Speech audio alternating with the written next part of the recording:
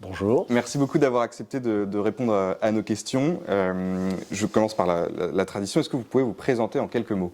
Oui, écoutez, donc Olivier Dard, professeur d'histoire contemporaine à Sorbonne Université et spécialiste d'histoire politique. Très bien. La France insoumise parle souvent de la Révolution française comme limite presque le début de la nation française. Est-ce que la droite, historiquement, va chercher plus loin des valeurs traditionnelles ? Est-ce qu'elle assume plus l'histoire ou est-ce qu'elle va plus loin dans l'histoire ? Alors, deux éléments de réponse à votre question. J'allais vous dire, tout dépend de quelle droite on parle. Moi, pour ma part, je parlerai volontiers des droites et non seulement de la droite.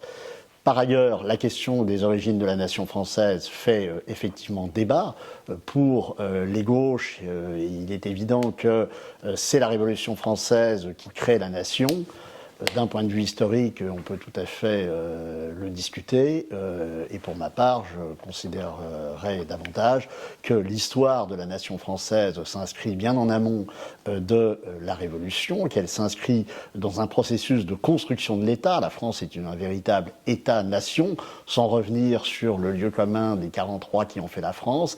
Il est évident que d'une part, la France est un État et que l'État et la nation sont intrinsèquement liés et que par ailleurs, un certain nombre d'épisodes dans l'histoire française vont scander la naissance d'un sentiment national. On sait tous l'importance notamment de la bataille de Bouvines de 1214. Très bien. Comment la droite, donc, qui prend des racines historiques, etc., en tout cas qui assimile des valeurs historiques, va se matérialiser réellement? C'est-à-dire qu'à quel moment la droite devient un mouvement, voilà, est-ce que vous pouvez nous préciser ces éléments ? La naissance du clivage droite-gauche, elle remonte bien à la Révolution française, puisque, on le sait bien, c'est dans le cadre de l'Assemblée constituante, de ce qui va devenir l'Assemblée constituante après la constitution des États généraux, que se crée ce clivage droite-gauche entre les uns qui s'installent à droite et les autres qui s'installent à gauche. Tout au long du XIXe siècle, la succession des régimes politiques de la France, que ce soit l'Empire, la Restauration, la monarchie de Juillet, le Second Empire, etc., peuvent nous amener à réfléchir à ce que sont droite et gauche à ce moment-là, même si en réalité le clivage ne se matérialise pas forcément de la façon dont nous, les contemporains, nous pouvons l'appréhender. Je dirais que c'est véritablement avec la Troisième République qu'on entre dans une histoire politique contemporaine qui peut être encore, à mon sens, intelligible à l'heure d'aujourd'hui, à l'heure du XXIe siècle. C'est d'abord à ce moment-là qu'on va voir se mettre en place un certain nombre de forces politiques avec la naissance des partis politiques, notamment au tournant du XXe siècle, et la naissance de partis politiques qui se situent à droite. Et deuxième élément très important, c'est aussi sous la Troisième République et dès les années 1880, après l'échec de la restauration monarchique, qu'on voit s'affirmer à droite l'existence de clivages quand même qui sont extrêmement importants entre finalement ceux qu'on va pouvoir considérer à terme comme les ralliés au régime et ceux qui vont essayer de construire un avenir davantage tourné vers des formes de conservatisme. Un des paradoxes de la droite française par rapport à ce que l'on peut observer à l'étranger, c'est le fait que le mot conservateur, qui désigne ce qu'on peut considérer comme la droite britannique, par exemple, ce mot conservateur, en France, n'est plus employé à partir d'un échec électoral peu connu mais qui est très important, que sont les élections de 1885. Au premier tour, les droites font jeu égal avec les républicains. Les républicains sont mieux organisés pour le deuxième tour. Et il faut faire, entre guillemets, les républicains de l'époque. Voilà, oui, les républicains de l'époque, les amis de Jules Ferry et les autres, les républicains de l'époque, les défenseurs du nouveau régime, de cette Troisième République, sont mieux organisés. Et cette union conservatrice, si vous voulez, échoue. Et ça sonne quelque part le glas de cette référence au conservatisme. Ok. C'est très bien. Et après, qu'est-ce qui se passe? Du coup, comment après cette période-là, comment se matérialise le parti de droite, alors, etc. On peut reprendre, je voulais volontairement couper. Alors, vous pourrez relancer. Si vous voulez, la référence ou l'absence de référence au conservatisme va se doubler au fil du temps d'une absence aussi de référence au terme de droite. C'est-à-dire que la gauche s'est toujours affirmée comme telle, et c'est d'ailleurs très souvent défini au singulier, alors que l'on sait parfaitement qu'il existe historiquement des gauches, on le voit bien aujourd'hui, à travers l'histoire, ou l'actualité plutôt politique de notre temps, mais le terme de droite est très largement mis de côté par des forces politiques qui siègent certes à droite de l'échiquier politique, mais qui refuse d'assumer cette identité. C'est ce que le célèbre critique littéraire Albert Thibaudet appelait le sinistrisme, ce glissement vers la gauche, au point que vous aviez, par exemple, dans les groupes parlementaires de la Troisième République, des candidats républicains de gauche qui, en réalité, étaient des candidats de droite. Alors, quand est-ce que la droite se matérialise sur une forme partisane ? Elle se matérialise sur une forme partisane au même moment que ses adversaires.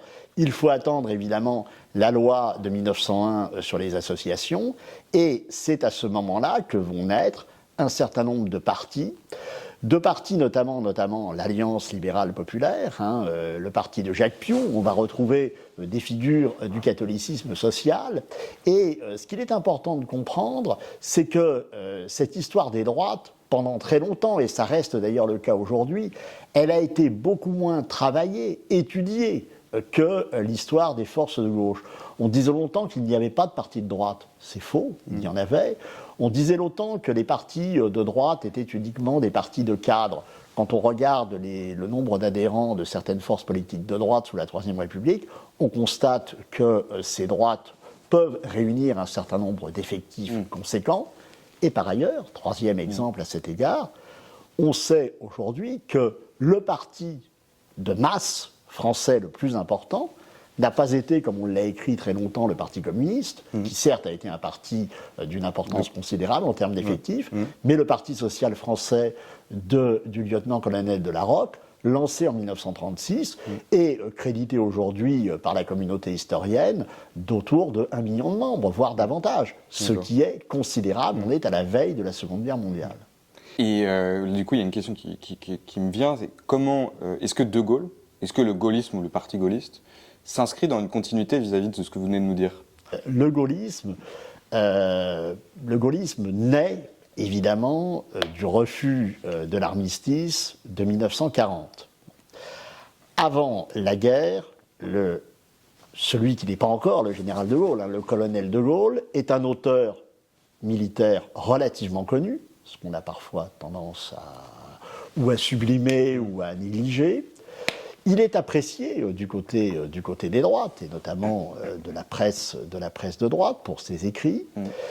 Il a un certain nombre de contacts politiques, avec notamment Paul Reynaud, qui est une des grandes figures de l'Alliance démocratique, ce parti de centre-droit, d'inspiration libérale, mais le général de Gaulle n'a pas, à ce moment-là, de vocation politique. La première force politique gaulliste organisée, c'est le Rassemblement du peuple français, qui naît en 1947.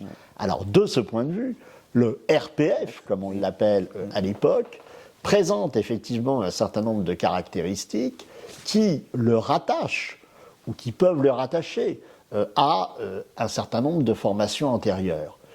Il peut être, alors avec des limites, mais il peut être considéré comme une forme d'héritier du Parti social français, en ce sens qu'il est un parti de masse, qu'il est un parti relativement interclassiste, ce qui est un point tout à fait important, qu'il est organisé autour d'une figure charismatique, absolument incontestée, et qu'il est également, quatrième parallèle, dans une situation à la fois d'opposition au régime, désigné par les tenants de la 4ème République comme un opposant, et un opposant parfois qualifié même de factieux, tout en n'ayant jamais eu pour sa part la volonté de renverser les institutions.